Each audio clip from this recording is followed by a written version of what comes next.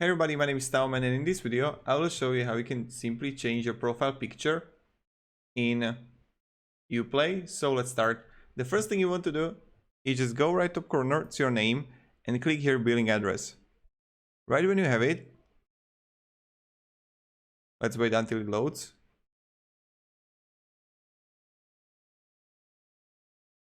Click edit account information and then the site will appear. And right here, what you want to do is pretty simple.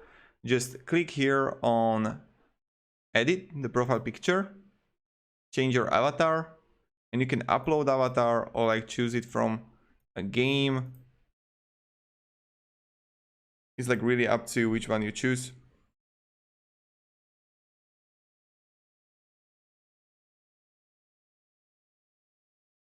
But yeah, that's pretty much it. Thank you everybody. If you have any questions, ask down below in comments, and goodbye.